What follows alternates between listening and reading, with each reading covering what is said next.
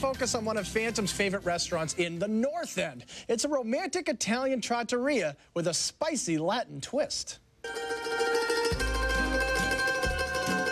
With over 100 dining destinations in just 1 square mile, the North End of Boston is a tough place to stand out from the competition.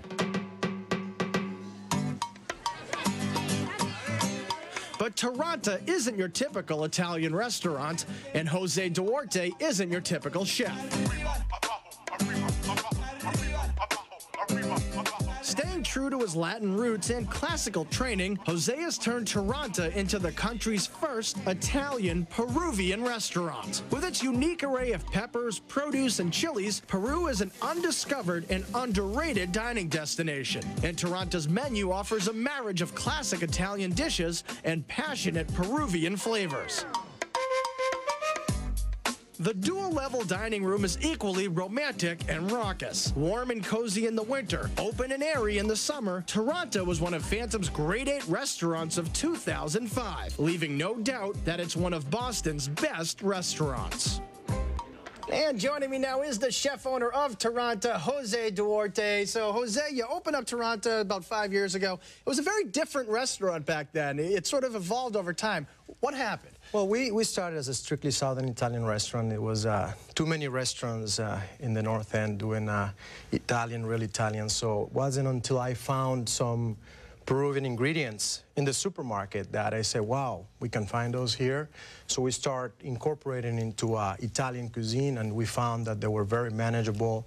And, you know, we start creating our own dishes with it. And no one else in the country is even doing this, Italian-Peruvian fusion. Nobody. So I came in for dinner with my wife about a week ago. Yes. We had this unbelievable meal where you really do get a sense of Italian and Peruvian sort of flavors and ingredients. The one dish that I sort of blew my mind right off the bat was a fusilli dish. Correct. Now, this seems like a straight Italian dish, but it's a little different. Tell me about it. Yeah, we actually smoke the peppers. We do a fusilli baked on the parchment paper, and we smoke peppers with applewood chips. We get them from Washington State. We use some pancetta, and you know, we bake the pasta on the parchment paper, so it's a very nice aromatic when they open it in the table.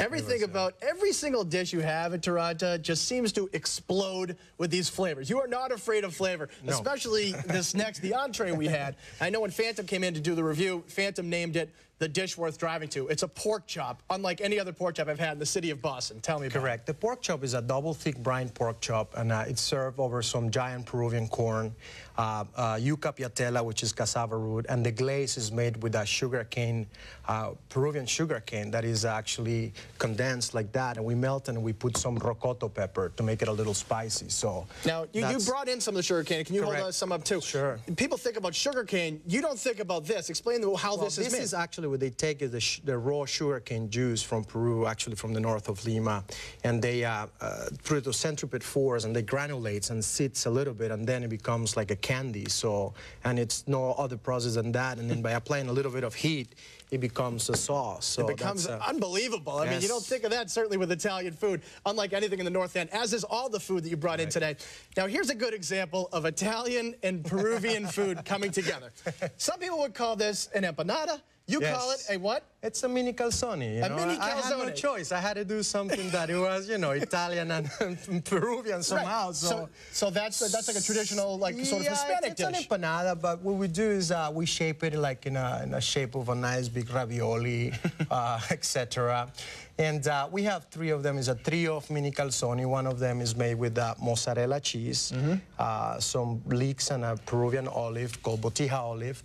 The other one is made with some filet mignon, and the third one is made with bacala. Now, you just said like you can have a different options, but you just mentioned filet mignon. Yes. That's if you want a teeny taste of filet mignon. But if you want a serious taste of filet, yours is unlike certainly anything in the city of Boston, maybe anywhere in the country. How do you make your filet? It's a coffee crusted, espresso coffee crusted filet mignon, and actually what we do is we sear with the coffee, and it helps to get the juices, you know, in the fillet. We serve with sweet potato puree and algarrobina vincotto. Vincotto is a reduction of the grape must, and algarrobina is the carob syrup from Peru, so the perfect marriage right there on the sauce that we use. Like you say, it's a marriage. I mean, you know, and I got to take a look at, you have sort of an open kitchen, you can peek in there. Correct. And back in that kitchen, I swear, it's amazing because people probably don't even realize what a lot of these ingredients are when they first come in, and now you have trained them. Obviously, they know what they're doing. See, we have, I grew up